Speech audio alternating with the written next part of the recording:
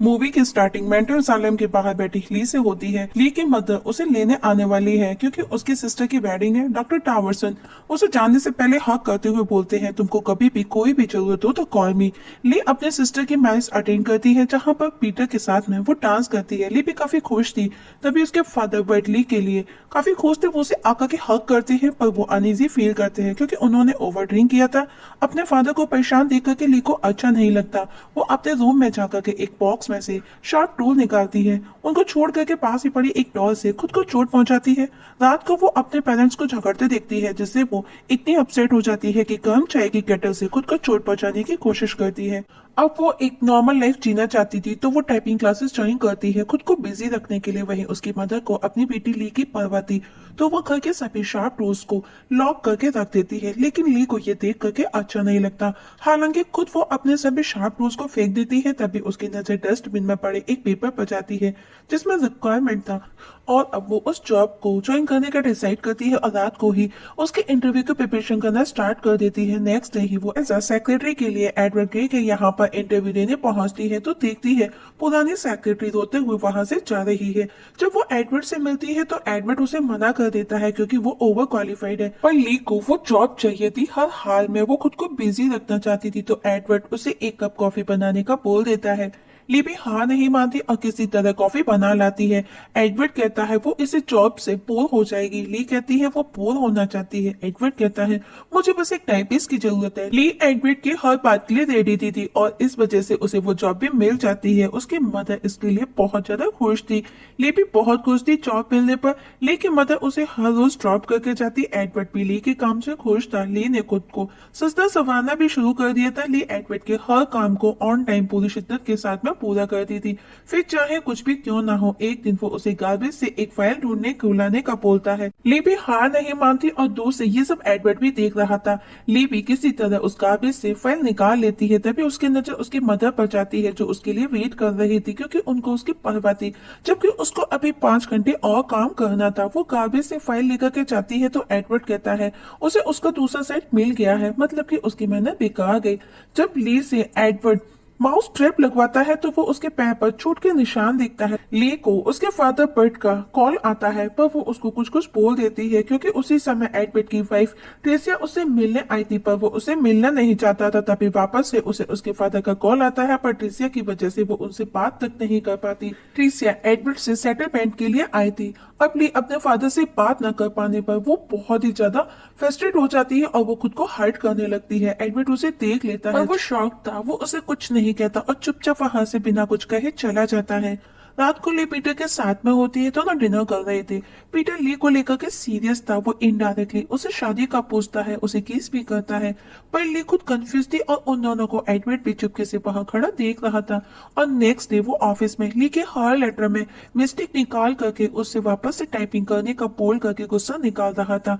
मतलब कि वो उसे पीटर के साथ में देख करके गुस्सा था। इवन वो उसकी छोटी छोटी हरकत के लिए भी उसको रोकता टोकता है।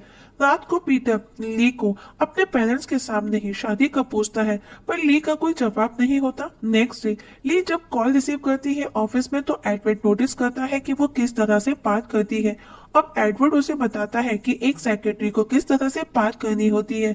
अब एडवर्ड ली के साथ में नॉर्मल बिहेव कर रहा था। वो उसे कहता है तुमको मेरे साथ में अपनी प्रॉब्लम शेयर करनी चाहिए, तुम यहाँ पर फ्री हो। और उससे उन शार्प टूल्स और बैंडेड का पूछता है और वो खुद को उसे हर्ट क्यों करती है। ली कहती है उसे भी नहीं पता और उसे वो प्रॉमिस करती है कि वो ये सब अब दोबारा कभी नहीं करेगी और उसे आज जल्दी छुट्टी भी दे देता है ताकि वो घर तक पैदल जाए, फ्रेश एयर को फील करे।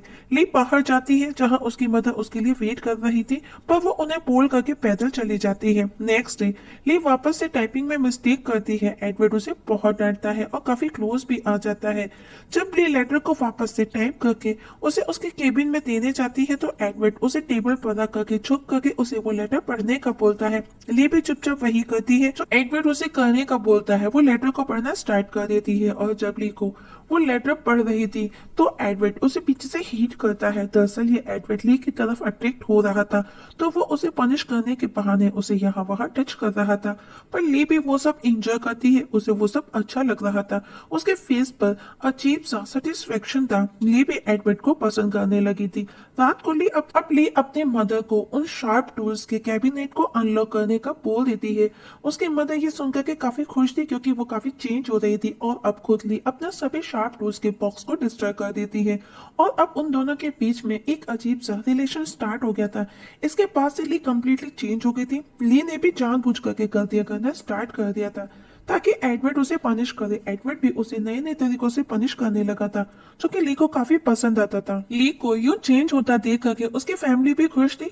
रात को एडवर्ड को याद करते हुए वो खुद को प्लीज भी करती है, साथ ही वो पीटर को भी इमेजिन कर रही थी क्योंकि वो खुद कंफ्यूज थी, उसे खुद नहीं पता था। नेक्स्ट डे ली ऑफिस से निकलने से पहले एडवर्ड को बोलती है कि वो घर जा रही है, अगर उसे जरूरत हो तो वो बाद में उसे बुला सकता है, वो आ सकती है। दरअसल वो नाइट एडवर्ड के साथ में स्पेंड करना चाहती थी पर एडवर्ड उसे जाने का बोल देता है।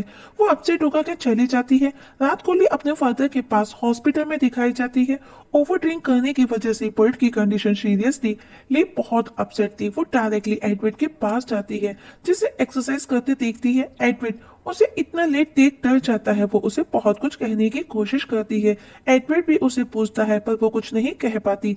एडवर्ड भी गेट बंद कर उसे चले जाने का बोल देता है। ली रोते हुए वहां से चुपचाप चली जाती है। नेक्स्ट डे ऑफिस में दिखाया जाता है एडवर्ड जो कि काफी चेंज था। वो उसके साथ में काफी नॉर्मल ट्रीट कर रहा था जबकि ली को वही एडवर्ड पुराना वाला एडवर्ड चाहिए था। वो उसे अट्रैक्ट करने की कोशिश भी करती है पर कुछ भी वर्क नहीं करता।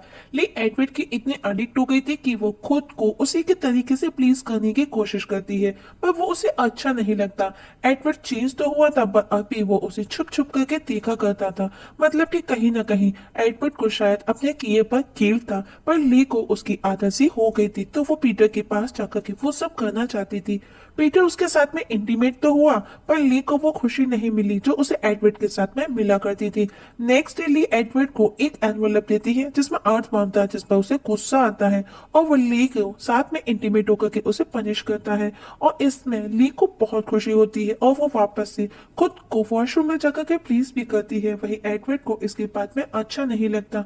वो काफी डिस्टर्ब हो जाता है और अब वो अपने कुछ फोटोज भी चला देता है और ली के लिए एक लेटर टाइप करता है पर वो कर नहीं पाता। नेक्स्ट डे जब ली ऑफिस आती है तो वो उससे वही इंटरव्यू वाले क्वेश्चन रिपीट कर जॉब से निकाल देता है पर वो ली जॉब छोड़ना नहीं चाहती थी तो एडवर्ड उसे फोर्स करता है जिस पर ली उसे थप्पड़ जड़ देती है जबकि एडवर्ड भी ली को चाहता था पर उसके अकॉर्डिंग ये सब गलत था जो वो ली के साथ में कर रहा था।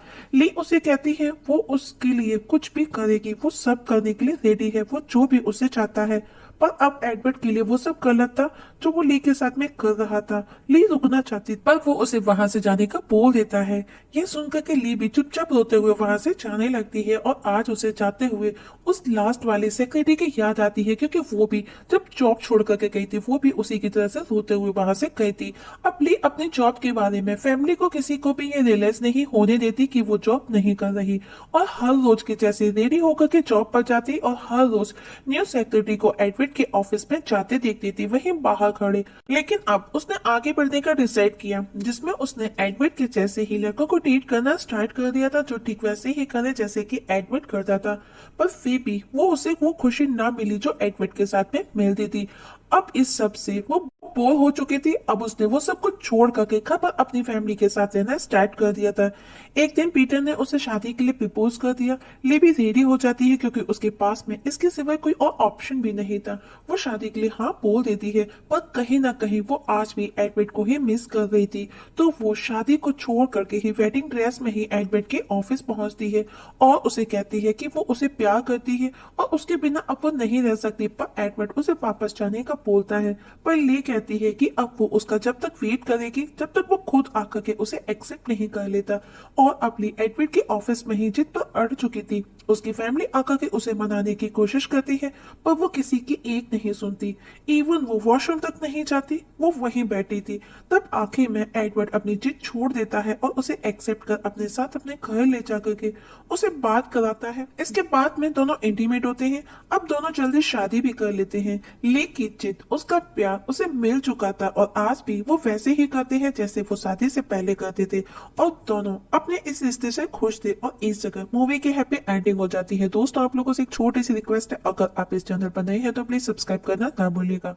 वीडियो देखने के लिए थैंक यू सो मच।